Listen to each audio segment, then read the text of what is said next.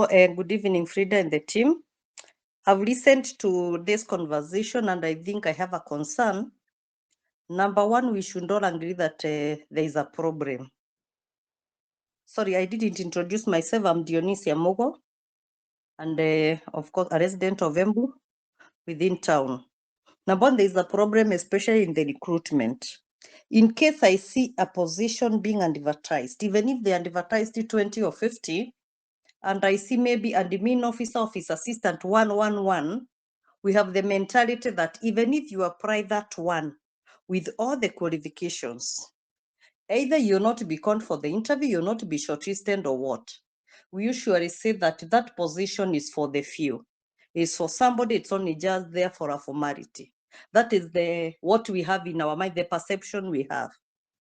So where is the problem? Whom do we blame, especially in this recruitment, in the shortlisting, in the advertising, in everything, in whatever is done? Whom are we going to blame? Is that mentality we have that even if I see 5 positions actually, and I'm very qualified, me, I know I cannot apply. Because I usually feel that these ones are for the formality. If you see one in Onyanges, you know, there is somebody who is kept for that position. Is that true? Is that what we have in the mind, right? So I feel that we first of all identify the problem. Is it the board which does? And if it does, with whose authority? Because I know if it is the Public Service Board, they are reporting to someone. They have to say that we advertised this, we recruited maybe we shortlisted this, and these are the ones who turned for the interview. And if that was not done, whose authority, who gave the authority that you should not advertise, or you should advertise and give letters to this person? Because I know they do not act on their own. So first of all, once we are able to identify that, then we are going to see the root cause of that. When we go to health matters are not something to joke with. I went to hospital another day. I don't fear when talking, especially matters related to health, because I have been in the hospital for long. I'm a cancer survivor. And I went and I met a lady who had carried 2 packets of her drugs. One drug goes for 70,000, and the other one, a packet, goes for 5. And the lady was telling us during the health, I think there were 2 days for health, the free medical camp. And the lady came to the CEC Health, and she told us, I have not taken these drugs for over 1 month. This one goes for 70, and the other one is the same drug I use. And we were told, we all admitted that there were no cancer drugs in the unit. And those drugs are very, very essential. I remember I usually take 1 per day.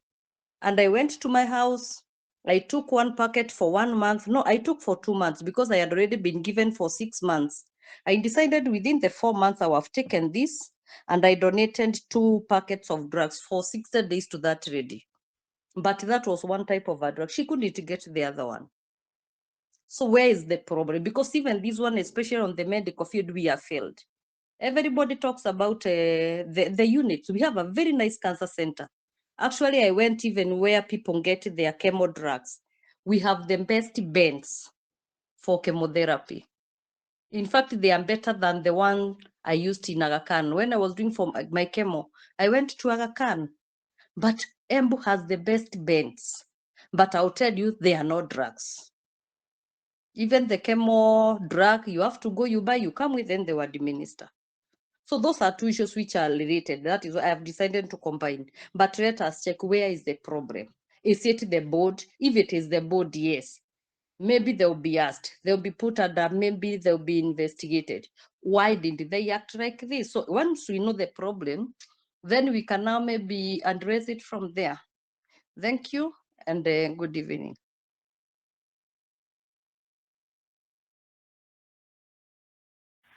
Thank you so much, Dionisia.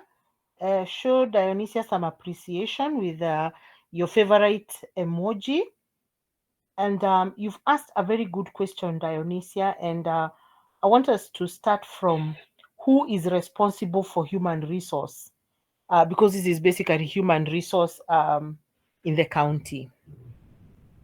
The County Public Service Board is like ni kama mtoto wa Public Service Commission of Kenya, is more like the public service devolved. and it is headed by a chairman and CEO. I'll just try and remember who is the chairman. I know the CEO is a lady called Jane, who's been there since Wambora's time. Then we have a human resource manager and a whole human resource docket in that county. Then that being administrative, now we have the political structure, because it is the governor that appoints the public service board, and the public service board itself is recruited by the county assembly. Then, of course, we have the senator who is responsible oversight for anything the county government does. We have our MCAs, or the county assembly, and I'll mention something about the county assembly shortly. And then we also have the county secretary, who is like the head of public service in the county. A county secretary is the Kosgei of any county. Kosgei is the head of public service nationally. So is the national the national arm also failing us? So those are the people who are responsible. And I also believe that although MPs and women rep are member of parliament at the national level, they were elected by virtue of being representatives from the county. So any anomaly that is being executed in any county should be questioned by any of them. And because MPs have a very high level of independence, I want to share this as public knowledge, and I know you've seen it. MPs have a lot of independence, and that is why when an MP questions the behavior of a governor or a senator, they get very mad with seniority battles and the like, because the MP has capacity to actually raise an issue, but politically they are very suppressed. And of course, again, Dionisia, like you said, on matters health, we also need to investigate. As we investigate who are these people responsible, we need to investigate where a majority of these 9/11 people landed. Maybe most of them landed in the health sector. Yeah? That is why our health sector is failing. In fact, I'm suspecting any sector that is not doing very well, that is not doing the will of the people, is the sector that received a majority of these rewardees. These 9/11 are fruits of tokenism, that I don't even care whether somebody can be a leader of an enforcement team. And you know, the way enforcement teams operate, they need a lot of order. But as a governor, they handpick a leader for them, a leader who doesn't care because they are being rewarded for the votes they brought or the support they gave the governor. So we need to investigate those issues, as we've said, and we need to define how do we start to investigating them. How do we start to investigate them? We can actually do a letter to anybody who touches on issues human resource, even the speaker of the county.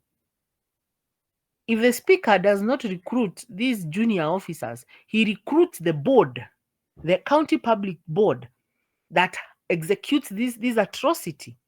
The county assembly and its speaker should be able to ask these questions. Unless at a while, it's a very twisted and complicated web of corruption, starting from the governor, who dishes out miradis for the MCAs not to speak. The other day I heard the MCA for Rugurungandori akisema, of which is political talk, but for me, I no longer take any talk lightly.